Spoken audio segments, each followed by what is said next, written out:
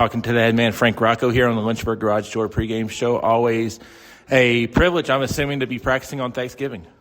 Yeah, I mean, we've been very fortunate to do this 6 Thanksgivings in a row. We kind of challenged our team 6 years ago that this would be a privilege and something we hadn't done before. And, that team took the challenge and practiced on Thanksgiving, and we've never not practiced since then. So it's been a blessing. For you personally, how much do you appreciate the fact, because it's not a birthright that you are going to practice on Thanksgiving? Talk about the appreciation you have for it. Yeah, certainly. I mean, it is a privilege. We talk a lot about, as we're coming down the home stretch of a season, about still being relevant, and you get into week 7, 8, 9. I mean, there's a lot of teams that are already packing their bags. They're not going to the postseason, and they're just going through the motions. So to be able to then get into the postseason and then get deep into the postseason, I mean, now you're in rarefied air. I mean, obviously in our region, there's 2 teams left, us and Heritage, and then there's 4 regions in the state. So there's only 8 teams in Class 3 that are still playing football right now. So we do not take it for granted. I know you had the long trip to Ohio at the beginning of the year, but in the playoffs, you've had to be road warriors as well. What have you learned about your group maybe that you didn't know? I think we do look back at that trip to Ohio. We look back to going into a kind of a hostile environment at JF and beating JF in their house, playing Heritage the first time around and playing a really tough game in their house, and now playing 2 postseason games away. I think that has all built on itself to prepare us to be able to take on these away trip challenges like this, So I think we're prepared for it. Besides the result, what stood out against Wilson Memorial? They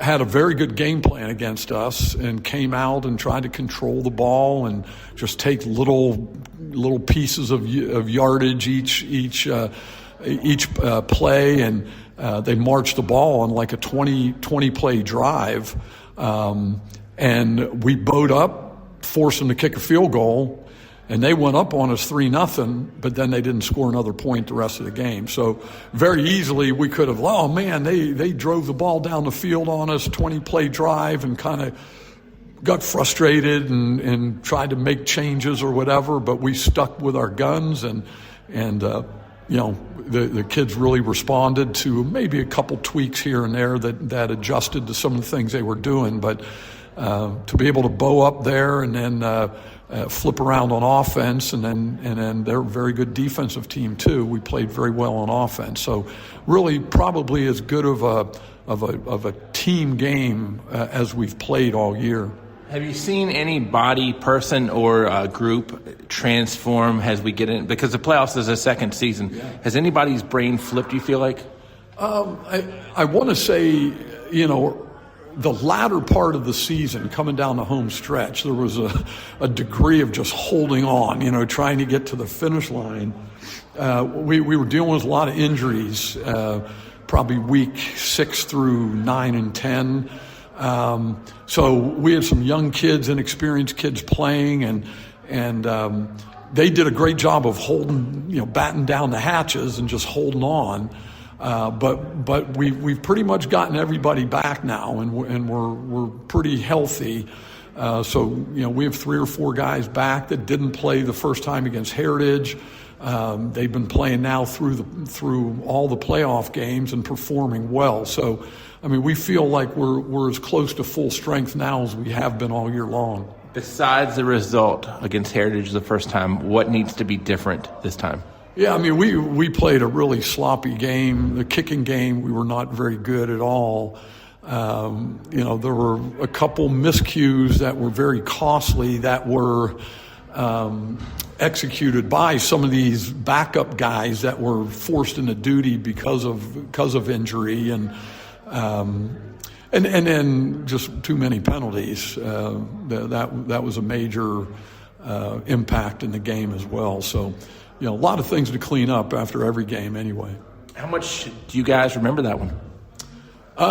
Yeah, we certainly remember it. I mean, people talk about like revenge games and things like that. I mean, that's not at all part of what this is. I mean, we're playing for a championship. They won it, we won it. We know them, they know us. And quite honestly, we've had the long road to get here for sure. But I think it's the right two that are in it. We just had to go a little bit different route than Heritage did. But I think when it's all said and done, the right two teams have got to the finish line. You kind of hit the nail on the head. Everything kind of, you're not going to reinvent the wheel just because you're at this spot. You know what Bradley is. He knows what you are. How important is it that you as a head stay consistent? Yeah, I mean, I think consistency is the name of the game in the game of football. There's so many moving parts to the game. So, 11 players on offense, 11 players on defense, and one guy gets out of position or one guy does something that is out of sorts and the other 10 do the right thing, you got a bad play. So consistency every single play, not just first quarter, not just second quarter, you got to do it for 48 minutes. And that's kind of what we've been drilling into our guys' heads, and we'll see how we come out and play. Final thing is, we talk, it's a Thursday, it's Thanksgiving. I know you're going to, obviously you have a football family. You're going to be sharing a meal with Michael today. How important is it that you guys focus on football, but football is not the focus of a day like this? Yeah.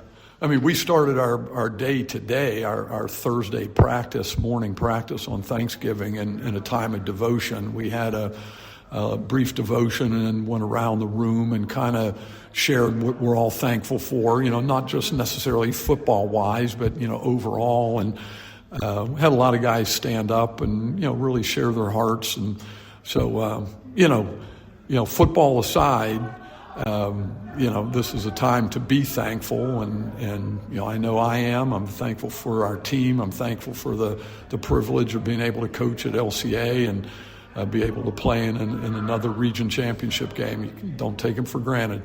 I'm thankful we get to do an interview on Thanksgiving, Coach. Best of luck on Friday. Thank you, Bob.